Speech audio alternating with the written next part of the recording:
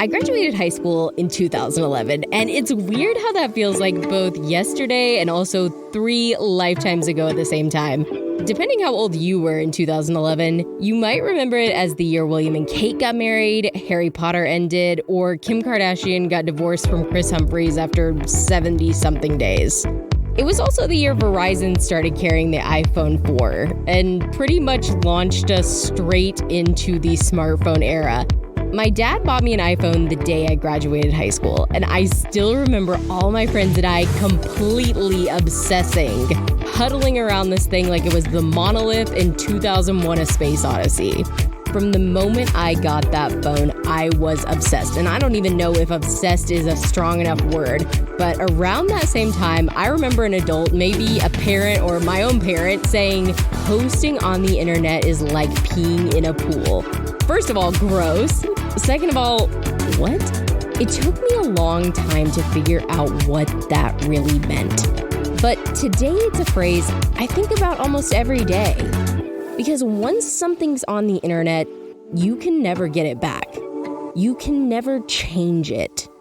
It is permanently tied to you for the rest of time. Hello and welcome to Podcast for Profit. My name is Morgan Franklin. I'm a podcast producer, strategist, and educator. This podcast will help you create and grow a podcast that cuts through the noise of social media and speaks directly to your target audience. If you're ready to create a podcast that will align you with the experts in your industry, position yourself as a trusted leader, and create another source of revenue for your business, you're in the right place. So this week, we're going to talk about politics. Politics on your podcast, the pros, the cons, what every podcaster should consider before discussing politics on their podcast. Before we get into this episode, I want to share a few disclaimers. The first one being, your podcast is your podcast. I truly believe intuition is more important than any advice anyone could ever give you. And if you feel called to share your opinion or your story or your thoughts, you should do it. The second one being, I'm American. I was born in America. I've grown up in America. I currently live in America. If you're listening to this from anywhere else, I do believe the information is general enough for anyone to benefit from it, but I can only speak to my own experience and knowledge of this government and how politics works in America. The third being, I will not be sharing my political opinion, takes, or stances on this podcast. Not to say I won't share them in other places on the internet, because I'm sure I will, or in other capacities, but that is not what this podcast is about. And at the end of the day, me sharing my political opinion on this podcast does nothing for you, the listener. The past 2 weeks have been a totally insane time in American politics. We started with the assassination attempt of former President Donald Trump, President Joe Biden dropping out of the race as the Democratic nominee, and about 400 other subplots in between. It's been a crazy month. But what's been even crazier are people's reactions, right? Some are good, some are bad, some are downright disgusting. But it brings me back to the introduction of this episode. When you post something on the internet, it's like peeing in a pool. You can't get it back. You can't make it go away. You can only dilute and deflect and hope eventually to filter it out. Our words have consequences. No matter which side you're on, the past month has felt like the chicken's coming home to roost on some of the ideologies shared by both sides. And I truly believe it is the slow and deliberate branding of both of the major political parties in the United States that's changing how we see each other. Instead of us all being proud Americans, we're now proud conservatives or proud liberals. And I think that's a really big problem. When you don't believe your neighbor or your community has your best interest at heart, how is it possible to grow? But that's the situation we're in right now, and it feels terrible because the stakes feel so high. We're all in this pressure cooker where it feels like if we don't make the right decision right now, the United States as we know it will cease to exist, and this will have all been for nothing. And I just want you to know, if you feel like this, if you are feeling this kind of urgency, I want you to know talking crap on your podcast is not going to help anything. Sharing your hyped up political opinion is not going to change anyone's mind. In fact, it will most likely cause them to not listen to your show.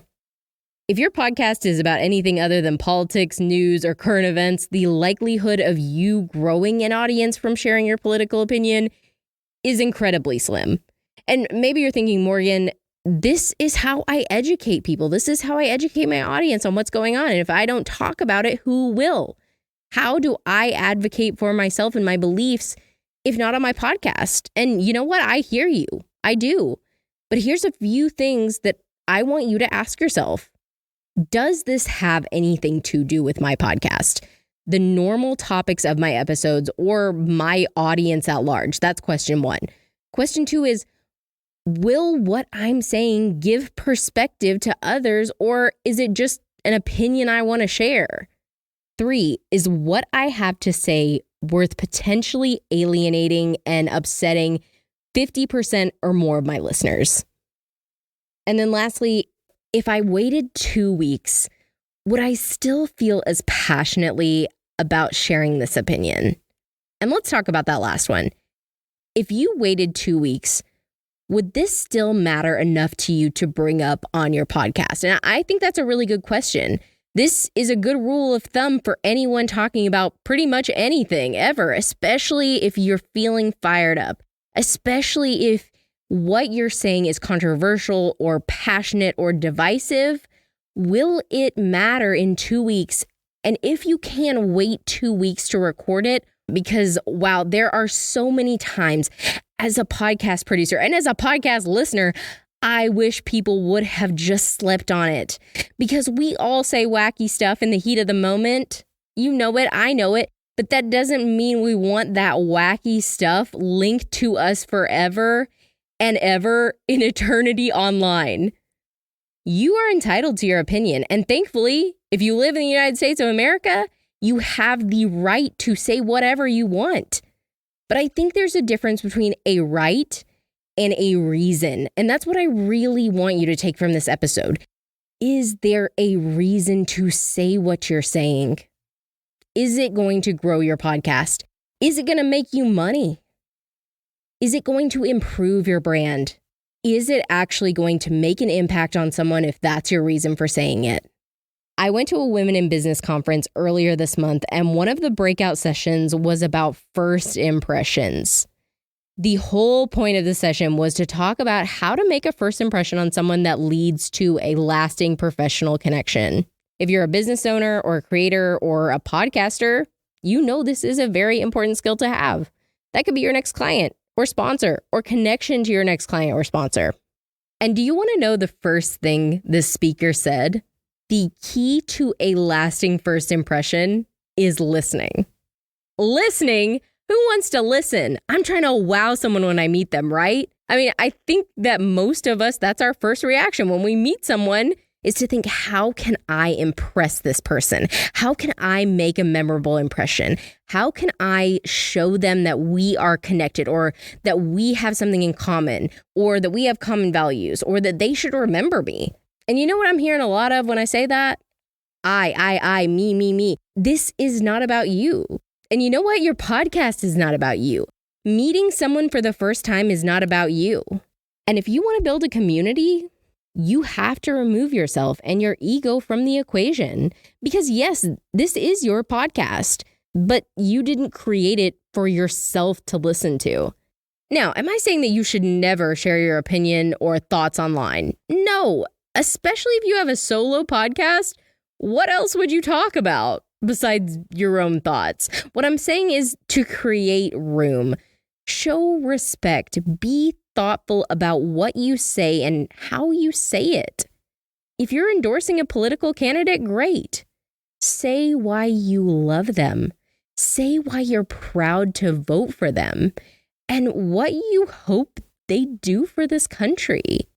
Not why you hate the other person, not how they're going to burn this whole place to the ground or why you think they're a totally incompetent goober.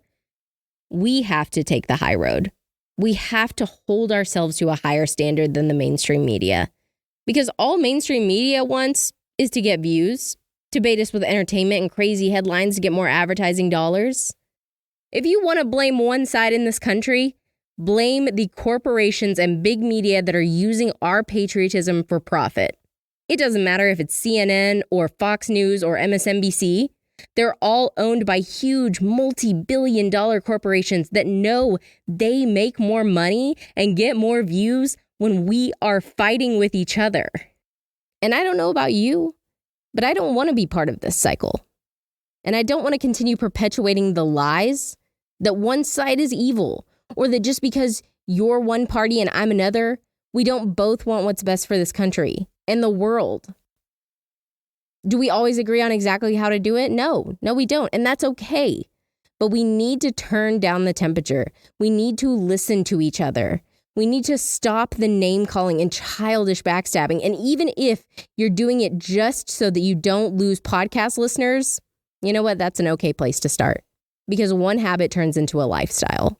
And maybe before you know it, you're actually listening to someone that's not in your political party.